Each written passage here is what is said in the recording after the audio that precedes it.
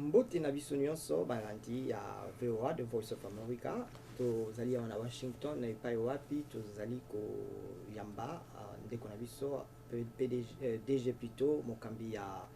ANAPI, Agence Nationale ya Promotion ya Investissement aye awa na Washington tokotune mokutuna liboso yebise biso nini memio na Washington. Merci mingi ndeko isango eloko mebiso na Washington awa ezato yebisa ba oyo bazali awa toloba bato ba américain baza awa na États-Unis na bande ko na so ba congolais que ezali possible ya kozonga pona kosala ba investissement na RDC. Toza na période moko oyo touti ko bénéficier na passation pacifique ya pouvoir oyo esengeli ete mutu nyonso oyo aza na motema ya Congo aya a investir porte eza ya kofungwama. Moi koko so ezali na ba loi moi koko ezali na banzela mais soki bango nyonso baye toko bongisa pe mboko na biso ko décoller. Kasi nini bosi bosali po bongisa po toyoki ke bolobaka mingi réforme mbongo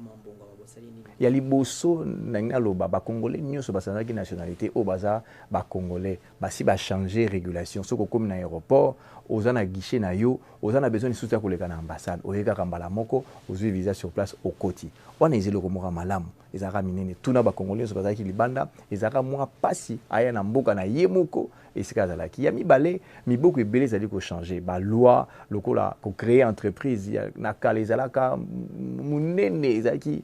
kokoso munene penza 3 mois 4 mois 5 mois même nano créer entreprise kala kutu ezalaka ba société misusu il faut que la président yemoko signer document pour soutenir ezala lelo tozana na guichet unique esika moko kende ozwi ba document na union so RCCM identification nationale numéro impôt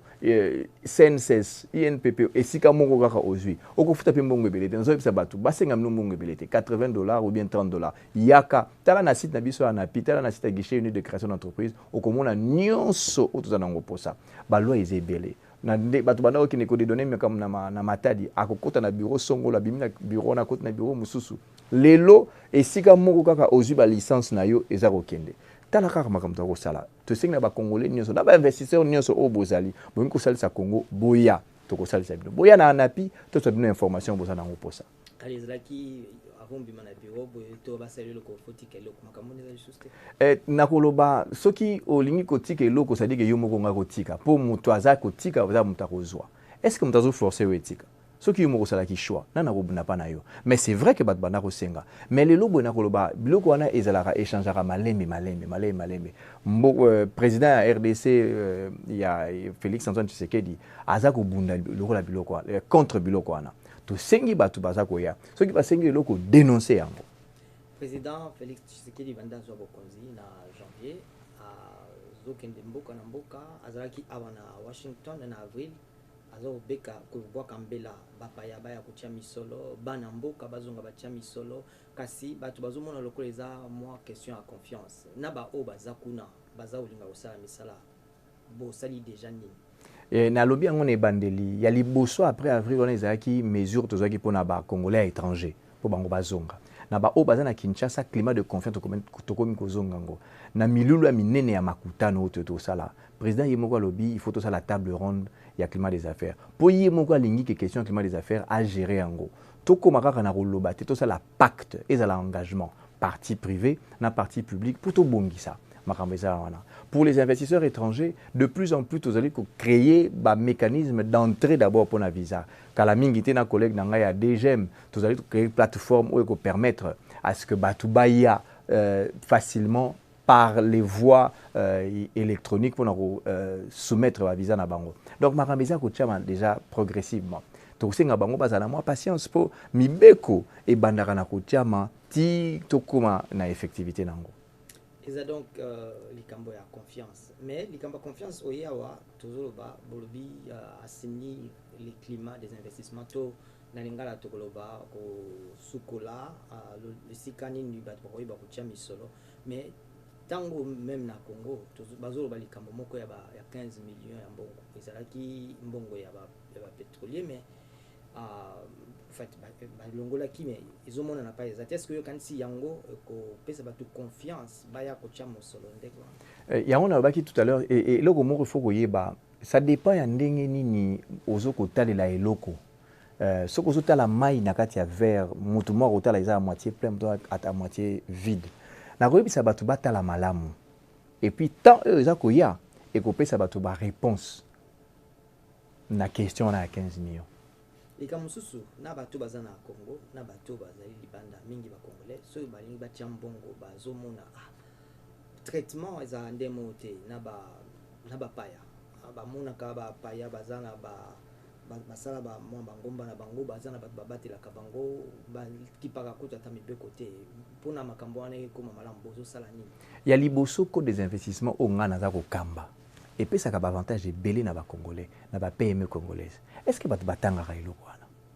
ya mibale toyebisaka bango toutes les lois oyo eza mibeko nyonso eza na kati ya RDC esalaka ki ya équité donc bato bazali lolenge moko ozala congolais ozala moto azali banda okoki normalement koinvestir na RDC biso na niveau ya napi tosalaki sensibilisation semaine mobile 3 jours ya sensibilisation toyebisaki bato boya koinvestir tala mibeko osali boye tala mibeko ezali boye mais ya liboso fo kotanga mibeko fo koya komeka kotikala kaka te na kobake no kuna bakosalisa to libanais to chinois to turc to américain to nani te statistique ya ba dossier oyo nga naza ko recevoir na niveau des investissements ezali ko lakisa ke ba congolais ebele bazali ko changer le na ebisa yo est-ce que oyebi que la Goma Serena ezali ko ya mais à côté en relation d'affaires avec un congolais est-ce que oyebi par exemple que société moko ya électricité ezali na Goma Sokode ezali ya congolais est-ce que oyebi que ba immeuble ebele oyo eza ko matamata na kati ya RDC à l'intérieur comme na Kinshasa ezali ba congolais donc tendance wana eza ko changer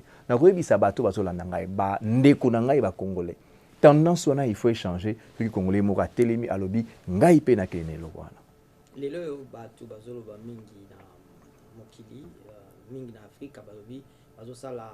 zone de libre échange to etando ya kosombikinya na bonsomi bazoloba makambo ya nzela ekouta na Afrika ya ngele kokende likolo tout ça même bazoloba makambo ya pont to Gbagba Kinshasa na Brazzaville entreprise lokola ya Congo ekoki kosala mafuta ekoki koteka esika mosusu tout ça est-ce que okanisi Congo lelo ebongisami eza prêt mpona makambo wana eloko nyonso ezalaka ebandaka na étape numéro 1 étape numéro 2 étape numéro 3 étape ya liboso omonaki ministre vice-président ministre na biso affaires étrangères asignaki eloko wana ya mibale ezali to se préparer na kati ya RDC standard ya ba produit na biso ezala prêt banzela na biso ezala prêt ensuite nde tokobanda kotala ezaki engagement l'état ezwaki tolandaki pe président na biso alobaki il faut ça mais il faut tolandaka na ndenge ya ba étape numéro 1 2 3 4 tokokende malembe eloko nyonso bakimelaka ngo mbangu te tozela mikolo eza koya au fur et à mesure tozomata au fur et à mesure toko accéder na biloko wana totala courant na biso lelo boye Afrique du Sud ezalaka na courant na biso Congo ezalaka na courant na biso est-ce que wana eza déjà été que tobandaka libre échange avant na forum mokutani oyo esalamaki poso tosilaka te poso eleki mafisili poso oyo mokonzi ya mboka Félix Tshisekedi alobi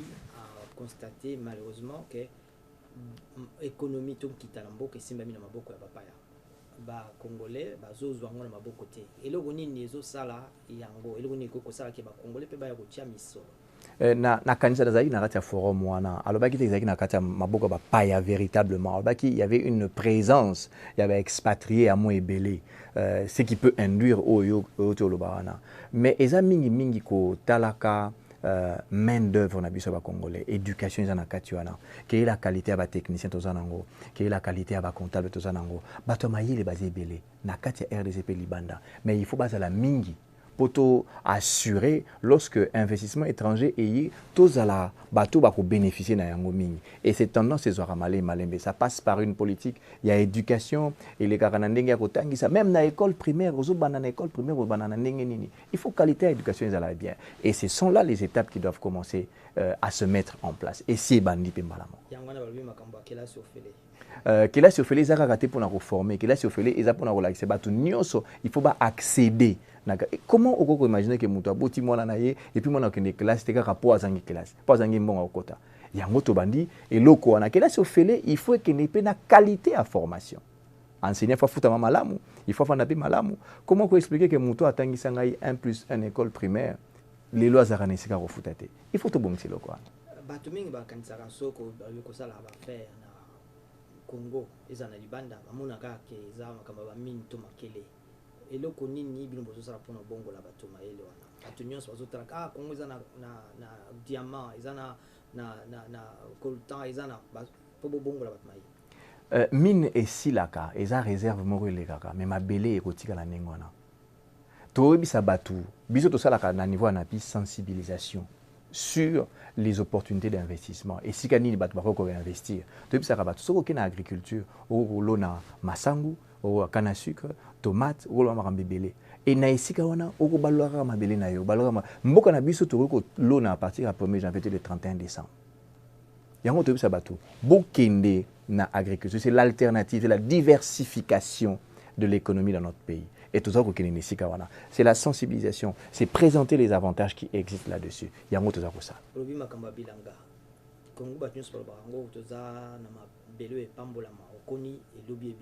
Mais na komona ndenge totalaka